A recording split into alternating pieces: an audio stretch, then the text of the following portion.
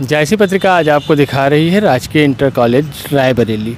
राजकीय inter college Raebareli जिसका बहुत ही पुराना इतिहास है, जिसकी स्थापना 1909 में हुई, जिसमें राष्ट्रीय शान और शौकत भी दिखाई देती है, शाही भव्यता भी दिखाई देती है। ऐसी इमारत, ऐसी शानदार बिल्डिंग आपको जल्दी किसी विद्यालय की नज़र ना आएगी।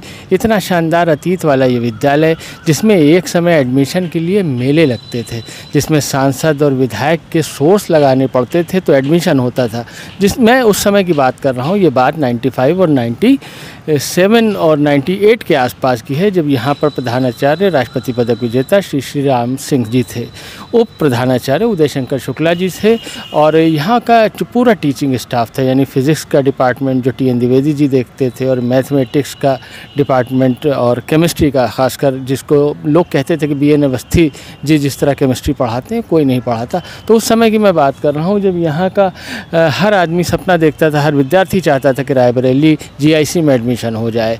उस समय के बाद आज हमने इस विद्यालय को देखा और इसकी स्थिति देखकर बहुत निराशा हुई। जिस तरह से यहाँ इस शानदार बिल्डिंग का न रख रखाव हो रहा है, न रंग रोगन किया जा रहा है, न कोई देखने वाला है, न कोई पूछने वाला है। ऐसे समय में शिक्षा के क्षेत्र में इस बिल्डिंग, जिसका एक शानदार इतिहास रहा हो, जो सपना रहा हो किसी समय, इस तरह से दुर्व्यवहार और इस तरह से उसके साथ सौतेला व्यवहार किसी तरह से शिक्षार्थियों के लिए, विद्यार्थियों के लिए अच्छा नहीं है। आपको हम इस बिल्डिंग के बारे में, इस विद्यालय के बारे में और बहुत कुछ दिखाने और बताने का प्रयास करेंगे। हमारे साथ बने रहें। अब मैं GIC रायबरेली के जिस हिस्से को दिखा रहा हूँ, ये इस समय तो रसायन विज्ञान की प्रयोगशाला बनी हुई है, यानी केमिस्ट्री लैब है। लेकिन उस समय, जिस समय की मैं बात कर रहा हूँ, यहाँ पर बलदेव नारायण अवस्थी विभागाध्यक्ष थे रसायन विज्ञान के। उनके असिस्टेंट के तौर पर राकेश श्रीवास्तव जी थे, जो केमिस्ट्री पढ़ाते थे और अच्छे प्रवक्ता थे केमिस्ट्री के। उनकी लिखी हुई किताब भी चलती थी, जिसमें उनका नाम संजय के नाम से, उनका उस किताब में उन्होंने जो लिखा था उसमें संजय परिचय उनका होता था। इसके पीछे का हिस्सा जो भौतिक विज्ञान का विभाग था, जिसके विभागाध्यक्ष श्री TN द्विवेदी जी हुआ करते थे, उनके साथ उनको असिस्ट करते थे SP गुप्ता जी, जो भौतिकी के एक अच्छे प्रवक्ता थे। इसके साथ ही यहाँ पर आप देख सकते हैं, ये क्षेत्र, ये प्रधानाचार्य का कक्ष हुआ करता था। उससे पहले ये हिस्सा जो मैं दिखा रहा हूँ आपको, ये बिल्डिंग का ये छोर जो है, ये जूनियर सेक्शन के लिए होता था। इस समय इसमें क्या किस तरह इस्तेमाल हो रहा है मुझे नहीं मालूम है, लेकिन ये जो सामने का क्षेत्र आप देख सकते हैं, ये मैदान था, इसमें प्रेयर हुआ करती थी, और यहाँ का अनुशासन और स्काउट और गाइड की जो शिक्षा थी उसका पूरा डिपार्टमेंट था। NCC का एक पूरा विभाग था, और इस समय भी मुझे उम्मीद है कि सब चीज़ें होंगी। यहाँ की एक जो पहली फील्ड है वो भी बहुत नामी गिरामी, फर्स्ट फील्ड जो GIC रायबरेली की थी, उसमें बड़े बड़े नेता आते थे और स्पोर्ट्स होते थे, खेल कूद। इसके अलावा GIC की सेकेंड फील्ड थी, जो सामने जो प्रदर्शनी और खेल कूद के अलावा बहुत से कामों में यूज़ की जाती है।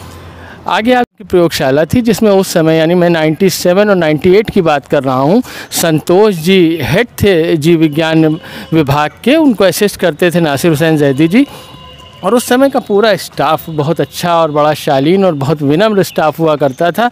मैं आपको धीरे धीरे दिखा रहा हूँ कि GIC रायबरेली, जो इसका ऐतिहासिक महत्व इतना ज़्यादा है, आज किस दशा में है, किस तरह से यहाँ पर काम हो रहा है, कितने लोग यहाँ पढ़ते हैं, किस तरह का टीचिंग स्टाफ है। ये देखिए, जो सामने की कक्षाएं आप देख रहे हैं, एक समय में यहाँ 11, 12, B1, B2, B3 यानी जीव विज्ञान जो लड़के लेकर पढ़ते थे, और जो मैथमेटिक्स वो B1 और B2 और B3 ये सामने क्लास हुआ करते थे। ये जो सामने नया हिस्सा बना हुआ आपको दिख रहा है, ये जीव विज्ञान विभाग था। अब तो नई इमारत बन गई। ये जो थोड़ा सा हिस्सा दिख रहा है, ये जीव विज्ञान विभाग हुआ करता था। इसके पीछे मैदान है।